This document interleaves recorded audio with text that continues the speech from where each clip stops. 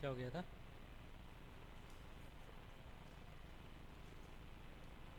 खेजड़ी वृक्ष आ गया था इसमें।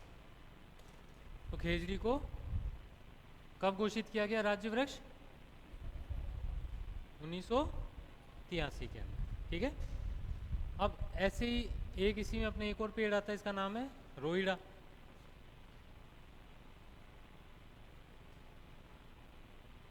रोइडा नीचे लिख लो, रोइडा।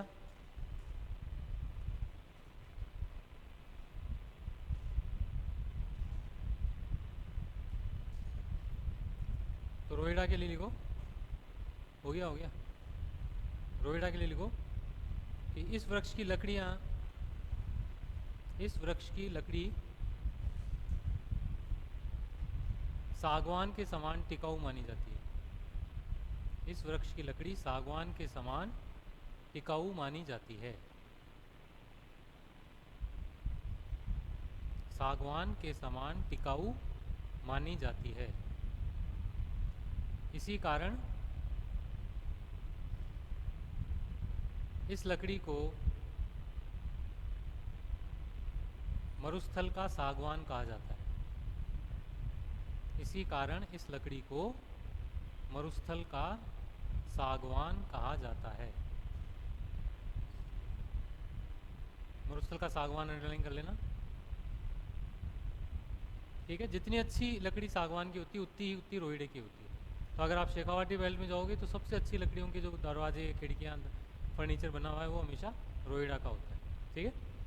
इसमें आगे लिखो, इस वृक्ष के पुष्प को राज्य सरकार द्वारा, इस वृक्ष के पुष्प को राज्य सरकार द्वारा 1983 में 1983 में राज्य पुष्प घोषित किया गया। राज्य पुष्प घोषित किया गया।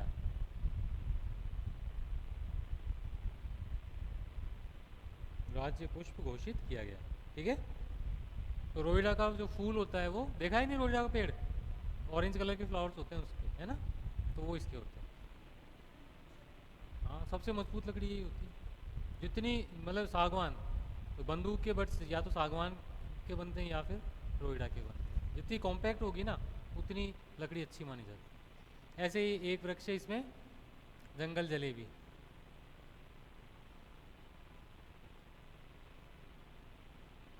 जंगल जलेबी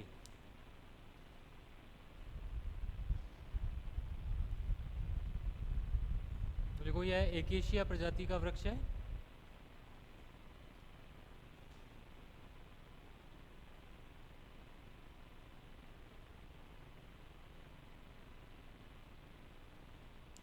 एकेशिया प्रजाति का वृक्ष है,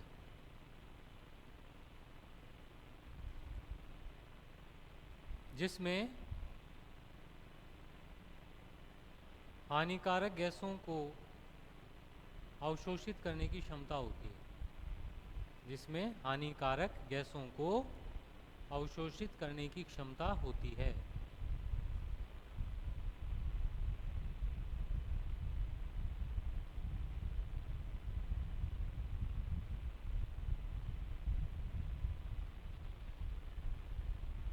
ये बहुत इंपॉर्टेंट है, अंडरलाइन कर लेना इसको। इसी कारण दिल्ली एनसीआर क्षेत्र में, दिल्ली एनसीआर क्षेत्र में इस वृक्ष को बहुतायत से लगाया गया है। दिल्ली एनसीआर, एनसीआर मतलब नेशनल कैपिटल रीजन, दिल्ली की चारों तरफ का जो क्षेत्र है जिसको कहते हैं दिल्ली एनसीआर, जो आउटर एरिया है ना दिल्ली का, तो एनसीआर क्षेत्र में इस वृक्ष को बहुतायत से लगाया गया है। ये आरएस में क्वेश्चन आया था कि किस वृक्ष में गैसीय विस्पान करने की क्षमता होती है, तो ये हमेशा जंगल जलेबी में होती है। एनसीआर क्षेत्र में लगाया गया था या लगाया गया है, ठीक है। तो ये आपके मुख्य मुख्य जंगल हो गए, वनों के प्रकार हो गए ना, या और कोई बच गया? धोंकड़ा हो गया था और मिश्रित हो गए थे। उष्णकटिबंधीय कांटेदार वन हो गए, उपोष्णकटिबंधीय वन हो गए, और वो हो गए सागवान के वन। हाँ, तो ये सारे वन आपके जो राजस्थान में जो वनों के प्रकार हैं वो, हाँ बस, तो ये कंप्लीट हो गया आपके राजस्थान में वनों के प्रकार। ठीक है, अब लिख लो आपके वो नेशनल पार्क वगैरह है ना, तो लिखो नेशनल पार्क, राष्ट्रीय उद्यान, राष्ट्रीय उद्यान। सुना है नाम कभी, राष्ट्रीय उद्यान या नेशनल पार्क? सुना है या नहीं सुना? सबने सुना है? क्या होते हैं बताओ? और सेंचुरी, दोनों में अंतर क्या है, अभ्यारण्य में और नेशनल पार्क में? हाँ,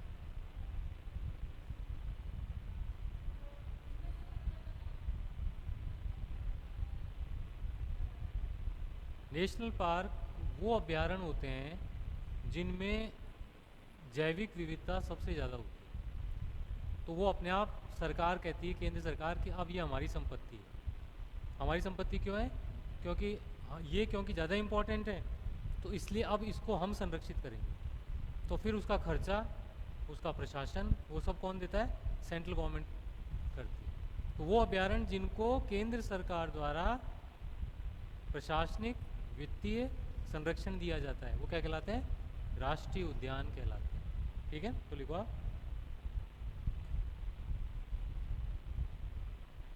कि भारत में वे वन क्षेत्र, भारत में वे वन क्षेत्र जहाँ जहाँ जैविक विविधता, जहाँ जैविक विविधता अधिक पाई जाती है, अधिक पाई जाती है, तथा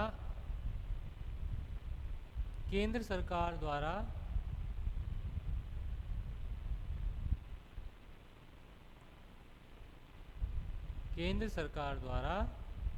वित्तीय वित्तीय एवं प्रशासनिक संरक्षण प्रदान किया जाता है। वित्तीय एवं प्रशासनिक संरक्षण प्रदान किया जाता है।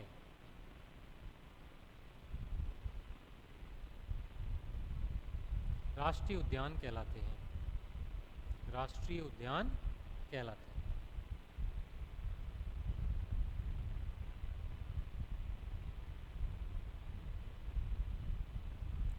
ठीक है, राजस्थान वर्तमान में, नेक्स्ट टाइम लिखो, वर्तमान में राजस्थान में कुल 3 राष्ट्रीय उद्यान अवस्थित हैं।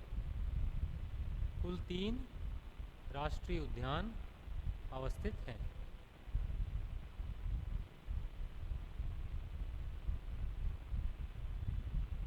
कौन कौन से हैं?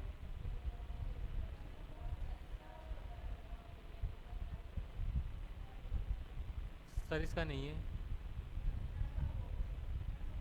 3 है, रणथंभौर, फिर घना पक्षी अभ्यारण्य, और तीसरा मुकुंदरा हिल्स। ठीक है, 3 नेशनल पार्क है हमारे। तो इसमें 3 नेशनल पार्क हैं। नंबर फर्स्ट डाल दो, रणथंभौर नेशनल पार्क या राष्ट्रीय उद्यान, रणथंभौर नेशनल पार्क।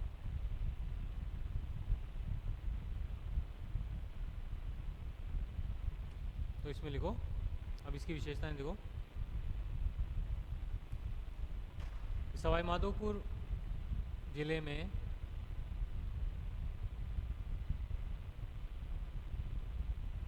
विंध्याचल पहाड़ियों में अवस्थित राष्ट्रीय उद्यान, सवाई माधोपुर जिले में विंध्याचल पहाड़ियों में अवस्थित राष्ट्रीय उद्यान,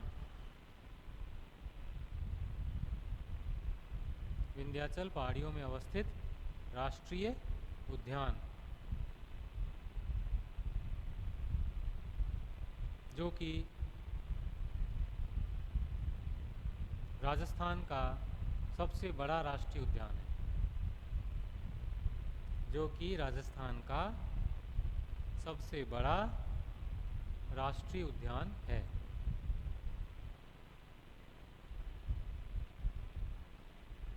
सबसे बड़ा है, इसका जो एरिया है 285 वर्ग किलोमीटर है, ब्रैकेट में लिख लो 285 वर्ग किलोमीटर क्षेत्र, 285 वर्ग किलोमीटर क्षेत्र है इसका। तो ये सबसे बड़ा है राष्ट्रीय उद्यान, ठीक है। फिर नेक्स्ट लाइन में लिखो 1955 में इसे राज्य सरकार द्वारा 1955 में इसे राज्य सरकार द्वारा अभ्यारण्य घोषित किया गया था। अभ्यारण्य घोषित किया गया था।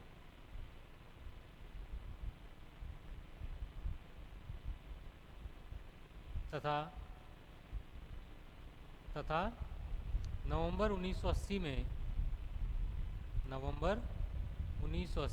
इसे केंद्रीय सरकार द्वारा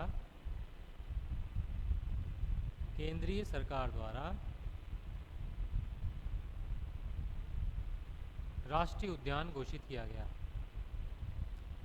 नवंबर 1980 में इसे केंद्र सरकार द्वारा राष्ट्रीय उद्यान घोषित किया गया।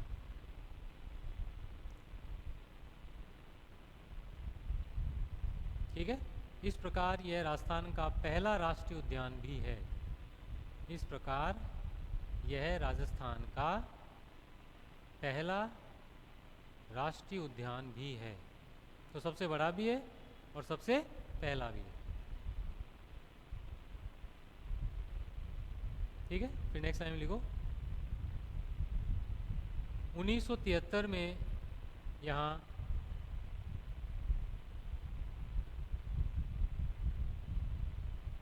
बाघ परियोजना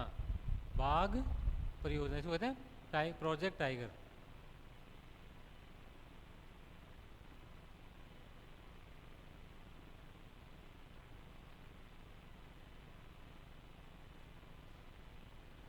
बाघ परियोजना आरंभ की गई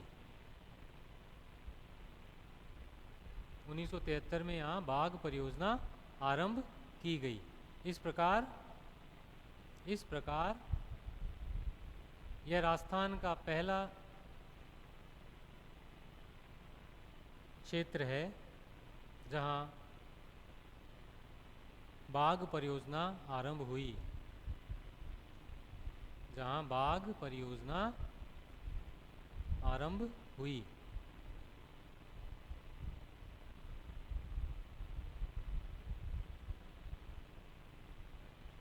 ठीक है। फिर नेक्स्ट टाइम लिखो वर्ष 2010 में यहाँ अंतर्राष्ट्रीय बाघ सम्मेलन आयोजित किया गया। अंतर्राष्ट्रीय बाघ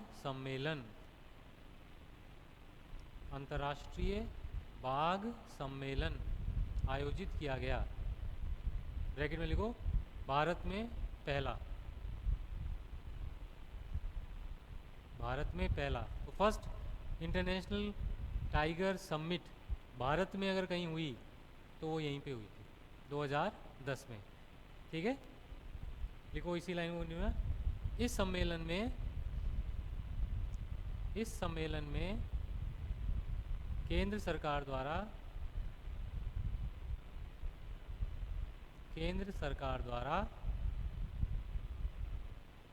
भारत में पहली बार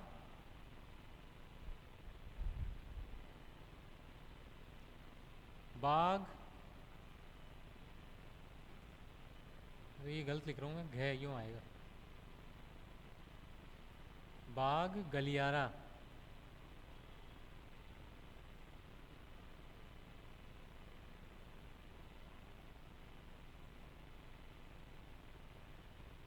टाइगर कॉरिडोर, बाघ गलियारा बनाए जाने की घोषणा की गई। ये बहुत इंपॉर्टेंट है। टाइगर कॉरिडोर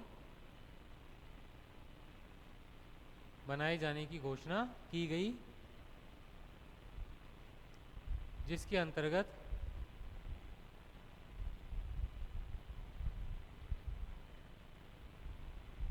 रणथंभौर अभ्यारण्य को जिसके अंतर्गत रणथंभौर अभ्यारण्य को मध्य प्रदेश के कूना अभ्यारण्य से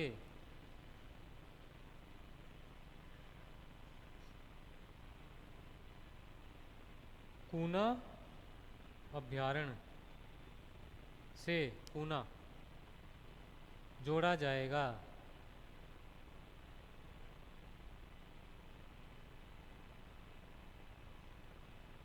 जो कि भारत का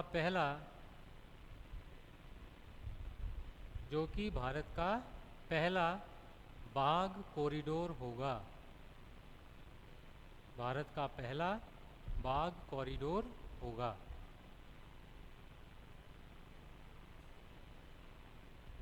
अब ये क्या होते हैं कॉरिडोर्स? सबसे पहले कॉरिडोर हमने स्टार्ट किए एलिफेंट कॉरिडोर, फिर इसके बाद में राइनो कॉरिडोर आए।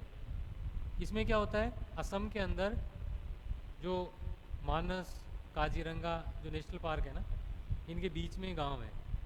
ये हाथी हैं, वो माइग्रेट करते हैं एक अभ्यारण्य से दूसरे अभ्यारण्य। तो हाथी अपने वही रास्ते चलते हैं जो लाखों सालों से चल रहे हैं। तो वो जब इसको पार करते हैं तो बीच में जो खेत आते हैं वो उसी में से निकलेंगे, तो लोग उनको परेशान करते हैं। नतीजा वो क्या करते हैं, लोगों को मारने लग गए। तो वहाँ पे बहुत बड़ी समस्या आ गई थी। फिर गवर्नमेंट ने क्या किया कि ये ट्रैक किया कि हाथी पर्टिकुलर किस रास्ते से एक दूसरे में जाते हैं। पता लगा कि वो सेम रास्ता है। तो फिर गवर्नमेंट ने क्या किया, उस जगह पे सारे गांव खाली करवा दिए और वहाँ पे फेंसिंग करवा के और एक 2 सेंचुरी के बीच में एक कॉरिडोर बना दिया कि 1 सेंचुरी ये, एक ये, और इसके बीच में ये। अब यहाँ पे भी वही सेंचुरी रहेगी। तो अब क्या है कि जानवर यहाँ से यहाँ माइग्रेट कर सकते हैं। तो ऐसा ही राजस्थान में पहली बार कि रणथंभौर चंबल के इस तरफ है और कूना इस तरफ है। तो बाघ क्योंकि टेरिटरी उलांग के निकल जाते हैं, तो वो इसलिए निकलते हैं क्योंकि वो दूसरे क्षेत्र में जाते हैं। तो इसलिए पहली बार चंबल को क्रॉस करके यहाँ पर एक कॉरिडोर बनाया जाएगा। तो आपके क्वेश्चन क्या आ सकता है कि रणथंभौर को मध्य प्रदेश के किस अभ्यारण्य से जोड़ा जाएगा? तो कूना सेंचुरी। 2 अभ्यारण्य है इसके अंदर, एक तो कूना है और एक कान्हा है। दोनों नेशनल पार्क है, दोनों एमपी में है। तो नाम ध्यान रख लेना कि कान्हा अलग है, ये कौन सा है, कूना। समझ आ गया? तो ये आपका रणथंभौर अभ्यारण्य, और तो इसमें कोई खास बात है नहीं।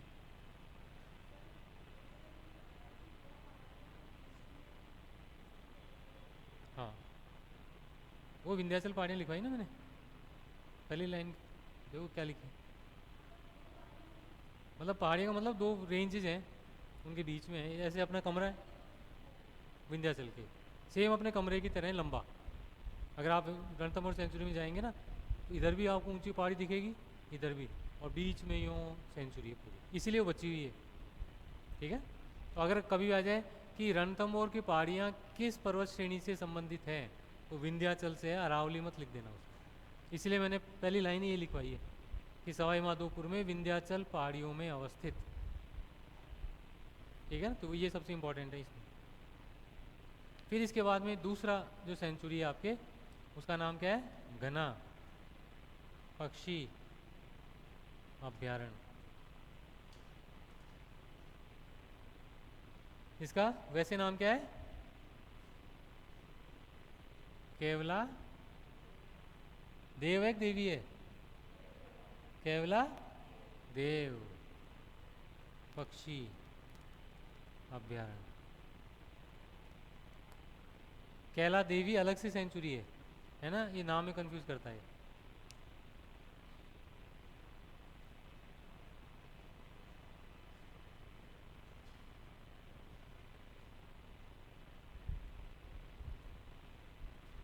तो लिखो भरतपुर में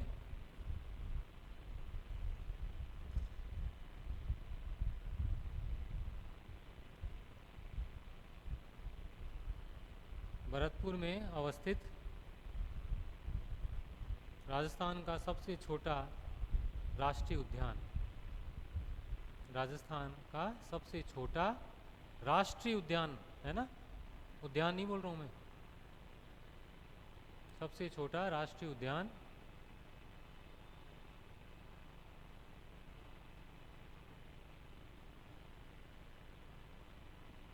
जो कि 1955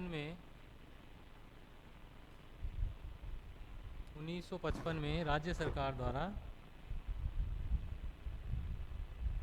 अभ्यारण्य घोषित किया गया। 1955 में राज्य सरकार द्वारा अभ्यारण्य घोषित किया गया तथा 1981 में केंद्रीय सरकार द्वारा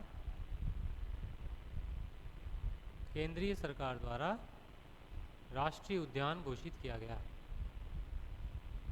केंद्रीय सरकार द्वारा राष्ट्रीय उद्यान घोषित किया गया। वो 80 में हुआ था, ये जस्ट एक साल बाद हुआ है 81 का। ठीक है, फिर नेक्स्ट लाइन लिखो। 1985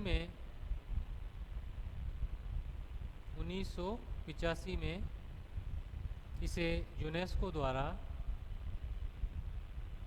1985 में इसे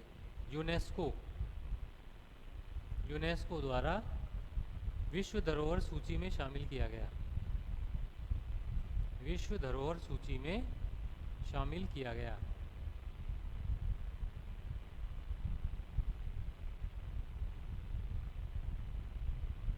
ठीक है, विश्व धरोहर सूची में शामिल किया गया।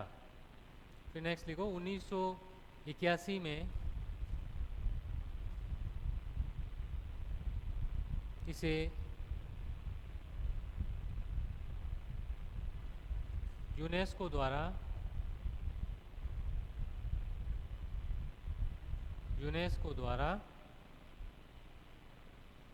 विश्व आर्द्र भूमि क्षेत्र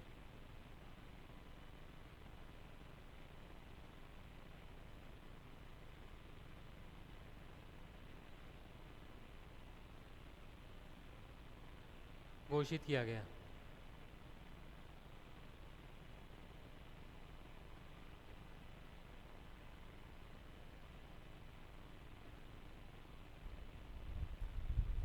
ठीक है, नीचे नोट डाल के लिखो।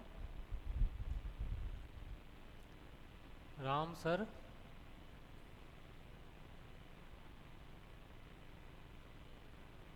सम्मेलन, रामसर सम्मेलन।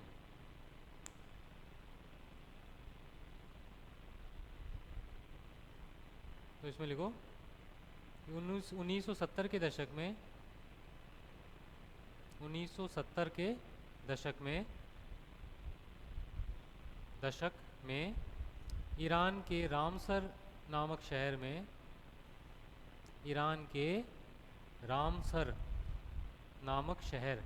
में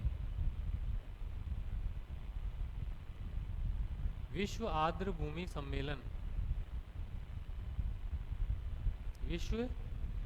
भूमि सम्मेलन आयोजित किया गया। विश्व आर्द्र भूमि सम्मेलन आयोजित किया गया।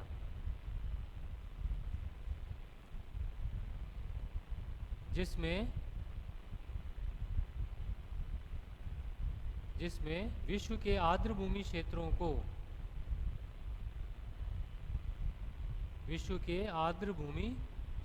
को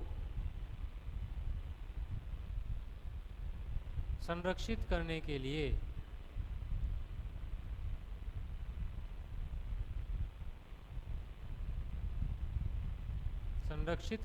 लिए प्रस्ताव पारित किया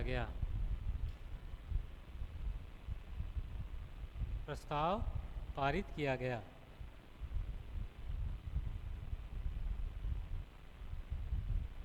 इसी परिप्रेक्ष्य में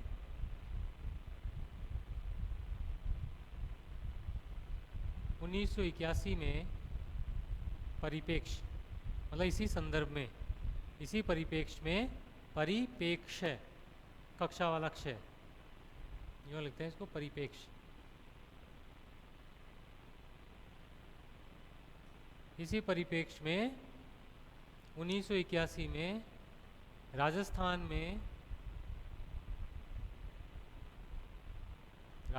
में घना पक्षी अभ्यारण्य तथा सांभर झील क्षेत्र को विश्व आर्द्र भूमि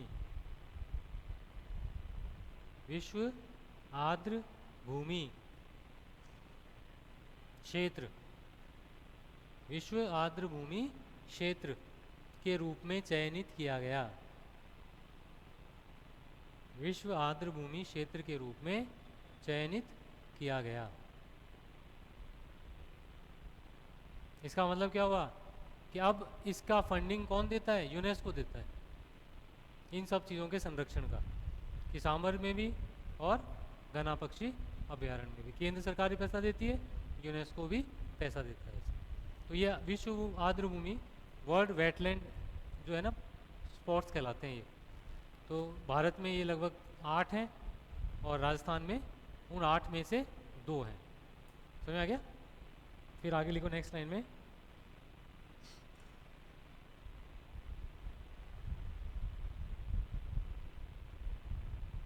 देखो घना पक्षी अभ्यारण्य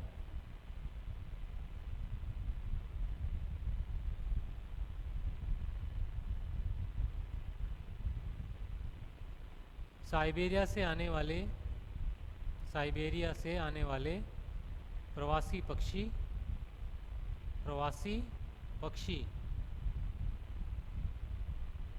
साइबेरियन क्रेन, प्रवासी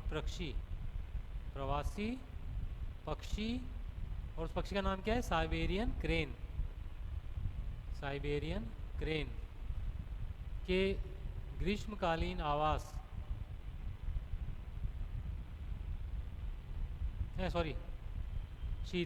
शीतकालीन आवास के लिए विख्यात हैं। शीतकालीन आवास के लिए विख्यात हैं। कि साइबेरिया में सर्दियों में क्या होता है कि जो झीलें हैं वो पूरी बर्फ में जम जाती है, तो ये पक्षी उड़कर और दक्षिण में अपेक्षाकृत गर्म क्षेत्रों की ओर आ जाते हैं। ठीक है, इनको हम कहते हैं साइबेरियन क्रेन। ठीक है, देखो ये पक्षी संपूर्ण पश्चिमी राजस्थान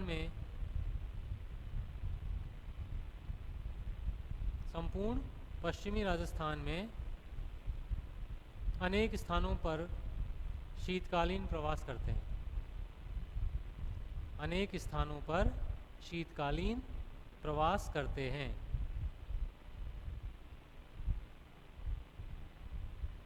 जिन्हें स्थानीय भाषा में क्या कहा जाता है?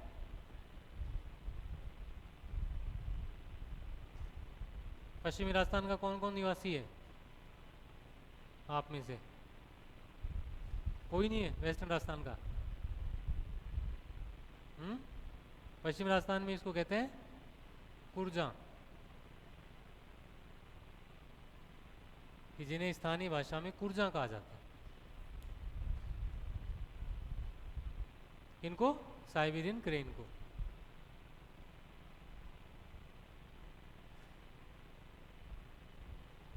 इसीलिए वेस्टर्न राजस्थान में एक लोकगीत चलता है, इसका लोकगीत का नाम ही क्या है? कुर्जा।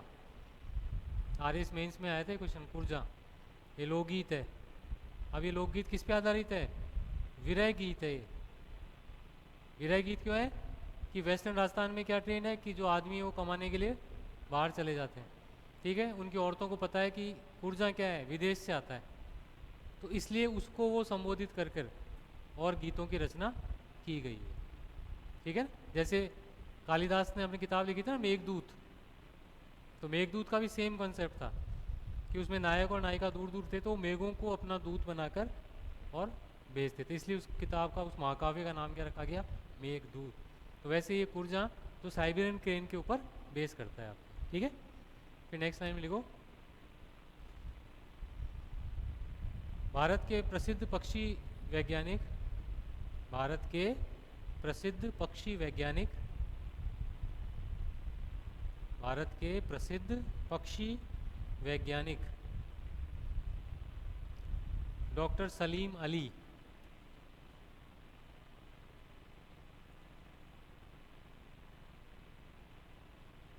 डॉक्टर सलीम अली ने घना पक्षी अभयारण्य, घना पक्षी अभयारण्य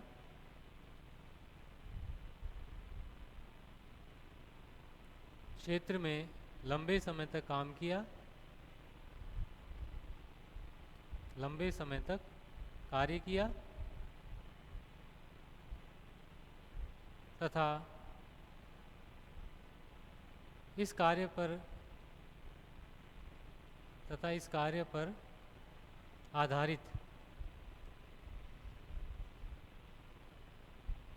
उनकी पुस्तक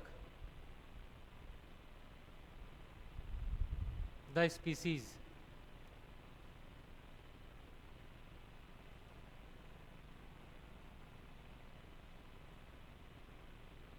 द स्पीसीज का प्रकाशन किया। ये रचना की, लिखो प्रकाशन नहीं, द स्पीसीज की रचना की। ये क्वेश्चन आया हुआ है कि द स्पीसीज किसकी रचना है? डॉक्टर सलीम अली। किस पे बेस्ड है? घना पक्षी अभ्यारण्य पर ये बेस्ड है। ठीक है, नेक्स्ट टाइम लिखो, इसी कारण केंद्र सरकार द्वारा घना पक्षी अभ्यारण्य में, इसी कारण केंद्र सरकार द्वारा घना पक्षी अभ्यारण्य में पक्षियों के अनुसंधान केंद्र का नाम, पक्षियों के अनुसंधान केंद्र का नाम डॉक्टर सलीम अली अनुसंधान केंद्र रखा गया है। पक्षियों के अनुसंधान केंद्र का नाम डॉक्टर सलीम अली अनुसंधान केंद्र रखा गया है। डॉक्टर सलीम अली अनुसंधान केंद्र रखा गया है।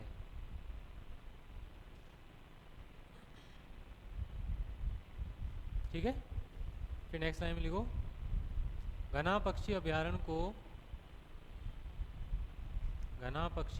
को वर्ष भर जल उपलब्ध करवाने के लिए, वर्ष भर जल उपलब्ध करवाने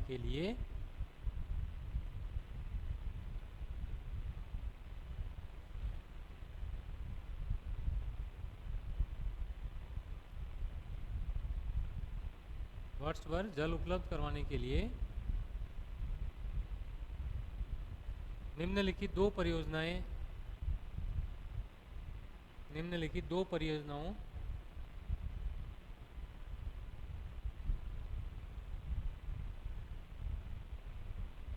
से जल प्राप्त किया जाता है। दो परियोजनाओं से जल प्राप्त किया जाता है।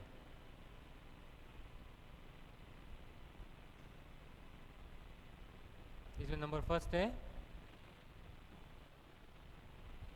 पहली जो परियोजना है वो कौन सी है? वो जो बाणगंगा पे जो था ना, मार्जिनल बांध, क्या नाम था देखो उसका, मैं फिर भूल रहा हूँ, हैं अजान। हाँ तो लिखो, पहले तो अजान बांध परियोजना बाणगंगा नदी, अजान बांध परियोजना बाणगंगा नदी।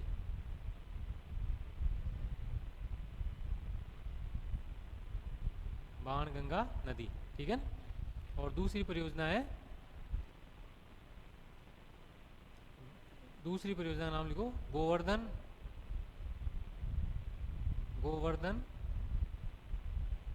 लिफ्ट परियोजना, गोवर्धन लिफ्ट परियोजना, ब्रैकेट में लिखो चंबल नदी।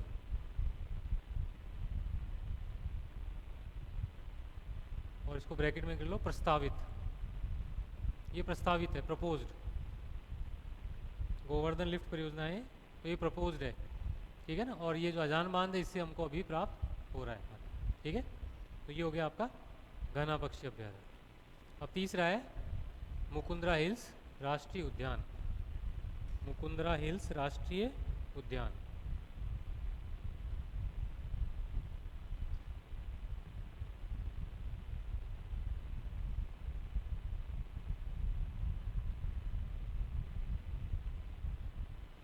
तो लिखो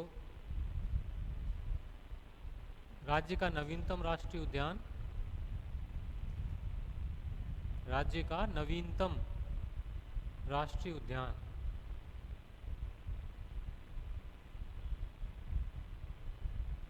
जो कि कोटा तथा चित्तौड़गढ़ जिलों में फैला है, जो कि कोटा तथा चित्तौड़गढ़ जिलों में फैला है।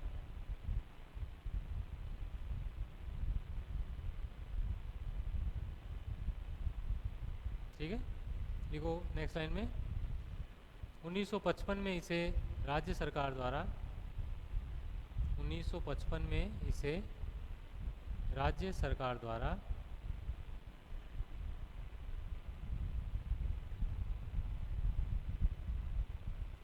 अभ्यारण्य घोषित किया गया।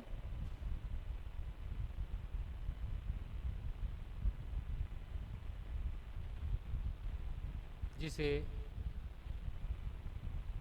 दर्रा अभ्यारण्य के नाम से जाना जाता था, जिसे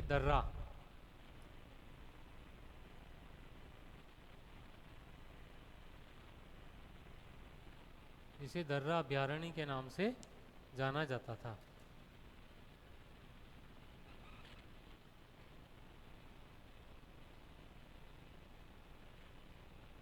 ठीक है, देखो जनवरी 2012 में इसे केंद्र सरकार द्वारा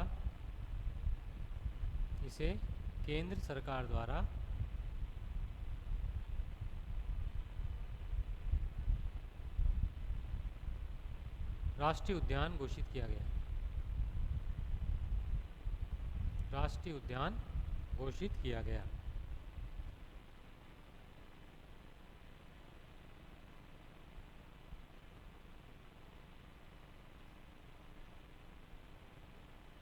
ठीक है, फिर नेक्स्ट टाइम लिखो 2013 में यहाँ केंद्र सरकार द्वारा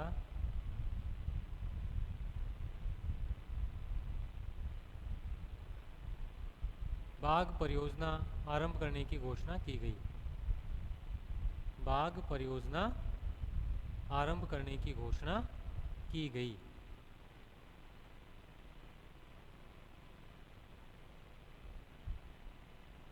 इस प्रकार यह राजस्थान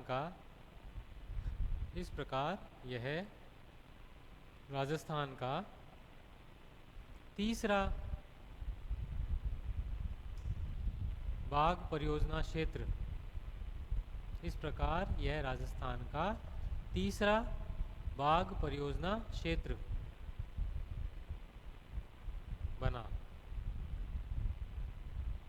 तो सबसे पहले बाघ परियोजना रणथंभौर में हुई है ना, फिर सेकंड नंबर पे हुई थी सरिस्का, है ना, फिर थर्ड नंबर पे अब हुई। तो अगर पूछे कि बाघ राजस्थान में बाघ परियोजना कितने क्षेत्रों में, केवल 3 के अंदर। ठीक है, भाई इसकी तो और ख़ास बात नहीं है, यही खास बात है। तो ये हो गए आपके 3 राष्ट्रीय उद्यान। अब नेक्स्ट लिखो अभ्यारण्य। अभ्यारण्य ये कहते हैं सेंचुरी। अभ्यारण्य तो लिखो राज्य सरकार द्वारा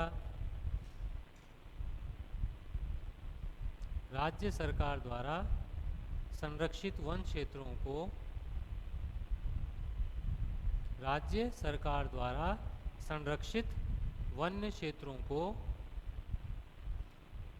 अभ्यारण्य की संज्ञा दी जाती है। अभ्यारण्य की संज्ञा दी जाती है।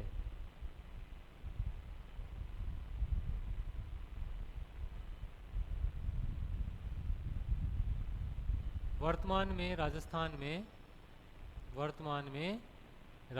में कुल 26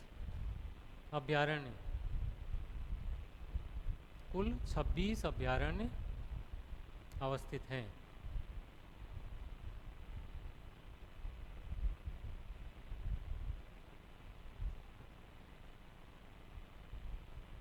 ठीक है, 26 सेंचुरीज है। ठीक है, नेक्स्ट लाइन लिखो। राज्य का सबसे बड़ा अभ्यारण्य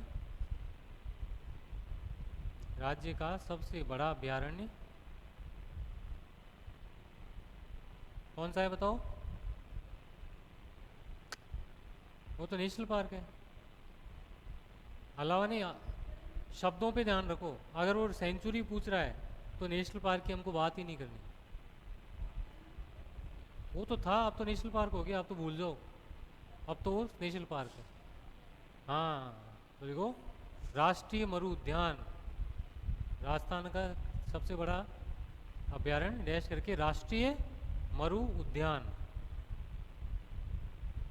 अब देखो, नाम तो इसका क्या है? नेशनल डेजर्ट पार्क, लेकिन ये नेशनल पार्क नहीं है, ये सेंचुरी है। इसका नाम ही नेशनल डेजर्ट पार्क है। ठीक है, जो कि जैसलमेर तथा बाड़मेर जिलों में विस्तृत है। जो कि जैसलमेर तथा बाड़मेर जिलों में विस्तृत है। 2 जिलों में है ये।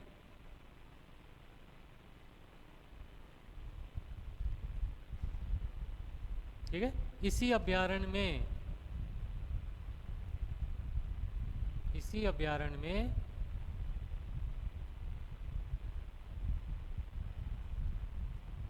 जैसलमेर जिले में आंकल वुड फॉसिल पार्क, आंकल काष्ठ जीवाश्म पार्क,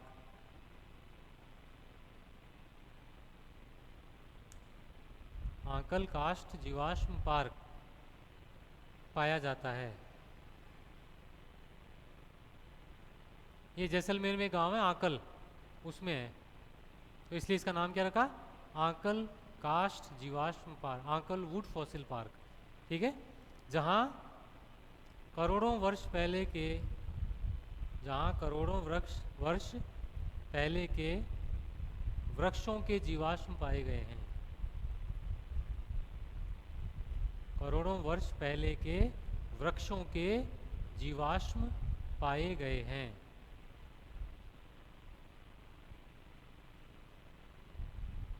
तो इसलिए इसका नाम क्या रखा? आंकल वुड फॉसिल पार्क। ठीक है, तो अगर आ जाए आंकल वुड फॉसिल पार्क कहाँ पर अवस्थित है? जैसलमेर। अगर आ जाए राष्ट्रीय मरु उद्यान, तो जैसलमेर और बाड़मेर दोनों में, क्योंकि ये बहुत बड़ा क्षेत्र है। ठीक है, फिर नेक्स्ट लाइन लिखो। राज्य का सबसे छोटा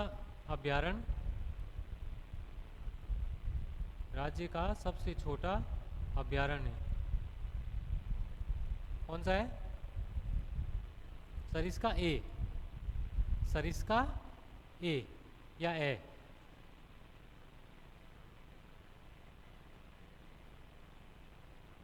ए या ए है ना, ए भी लिखते हैं इसको।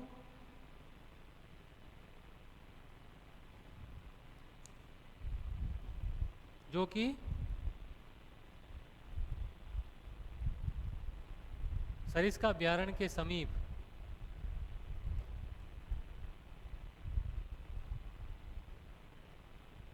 0.3 वर्ग किलोमीटर क्षेत्र में 0.3 वर्ग किलोमीटर क्षेत्र में फैला है। इसे वर्ष 2012 में अभ्यारण्य घोषित किया गया। वर्ष 2012 में अभ्यारण्य घोषित किया गया।